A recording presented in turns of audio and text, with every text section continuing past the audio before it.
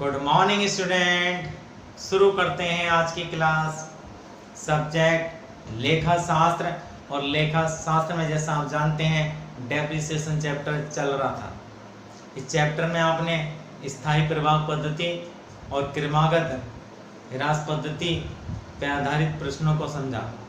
आज वार्षिक वृद्धि पद्धति पर आधारित एक प्रश्न को समझते हैं। प्यारे बच्चों, इस पद्धति पर आधारित एक प्रश्न है। 1 अप्रैल 2013 को बंसल ब्रदर्स ने भवन का पट्टा 1 लाख रुपए में 3 वर्ष के लिए प्राप्त किया है। भवन का पट्टा। वार्षिक वृद्धि पद्धति का प्रयोग पट्टे पे ली गई संपत्तियों के लिए किया जाता है। और वार्षिक पद्धति से 5% प्रति वर्ष ब्याज की गणना करते हुए ह्रास काटने का निश्चय किया।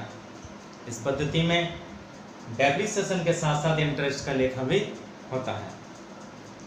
3 वर्ष में 5% वार्षिक ब्याज की दर से 1 रुपया अपलिखित करने के लिए 1 रुपये को अपलिखित करने के लिए 0.367209 वार्षिक राशि होती है। ये डेप्रिसिएशन दे रखा है, और ये जितने आप पट्टे के लिए भुगतान किया है उससे गुणा कर देंगे संपत्ति के क्रय मूल्य से, तो ये डेप्रिसिएशन आ जाएगा। और ये डेप्रिसिएशन प्रति वर्ष स्थिर होगा। हर वर्ष इतनी ही राशि डेप्रिसिएशन की आपको लिखनी होगी। 3 वर्ष के लिए पट्टा खाता आपसे बनाने के लिए कहा है, तो बनाते हैं पट्टा खाता। तो सबसे पहले लीज अकाउंट लिख दीजिए आप। जब भी कोई संपत्ति क्रय की जाती है, चाहे पट्टे की चाहे वैसे, तो आप क्या करते हैं, assets account divide two cash. और डेप्रिसिएशन की क्या एंट्री की जाती है, depreciation account divide two assets. अब यहाँ इंटरेस्ट का भी लेखा होगा, और इंटरेस्ट की क्या एंट्री होगी, lease account divide two interest. तो टू इंटरेस्ट लिख देंगे। सबसे पहले जो पट्टा के लिए कितनी राशि चुकाई है उसको लिखेंगे। 1 अप्रैल 2013 में टू कैश, टू बैंक भी लिख सकते हैं, 1 लाख रुपए। और उसके बाद 31 मार्च को आप इंटरेस्ट, क्योंकि इस पद्धति में डेप्रिसिएशन के साथ साथ इंटरेस्ट भी लिखा जाता है। तो ये 1 लाख का 5% निकालेंगे, ये 5000 हो गया। और 31 मार्च 2014 में बाई डेप्रिसिएशन लिखेंगे, और डेप्रिसिएशन की राशि आपको निकालनी पड़ेगी। 1 लाख रुपए जो पट्टे के लिए चुकाए हैं, और 1 लाख रुपए में पट्टा लिया है, उसकी गुणा जो वैल्यू दे रखी है नोटी की 0.367209, इससे हम गुणा कर देंगे।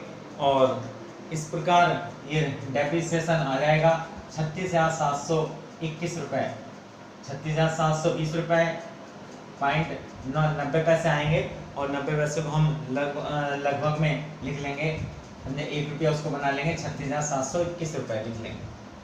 इसकी गणना निकटतम रुपए में करेंगे। और उसके बाद टोटल कर देंगे।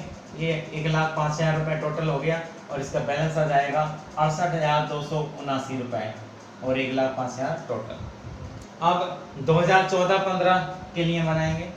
और ये सबसे पहले 31 मार्च 2014 का बैलेंस 1 अप्रैल 2014 को आप लिखेंगे टू बैलेंस BD 68,279 रुपये। और इसके बाद 31 मार्च 2015 में टू इंटरेस्ट लिखेंगे। और इंटरेस्ट हमने बताया था कि एनओटी मेथड में जो इंटरेस्ट की कैलकुलेशन की जाएगी, जो प्रारंभिक बैलेंस है असेट्स का, उस पर की जाएगी। ये 68,279 रुपये का 5% हम निकाल देंगे, तो ये लगभग 3,414 रुपये आएंगे, क्योंकि हम गणना निकटतम रुपए में कर रहे हैं। और इसके बाद 31 मार्च 2015 में बाई डेप्रिसिएशन की राशि वही लिखी जाएगी जो प्रथम वर्ष में लिखी गई है, क्योंकि इसमें ह्रास की राशि जो है वो प्रति वर्ष स्थिर रहनी है। तो बाई डेप्रिसिएशन 36,721 रुपये टोटल कर लेंगे, 71,693 रुपये। और ये बैलेंस निकाल देंगे 31 मार्च को, बाई बैलेंस CD घटा देंगे 34,972 रुपये, ये बैलेंस CD आ गया। और टोटल का इसका 71,693 रुपये।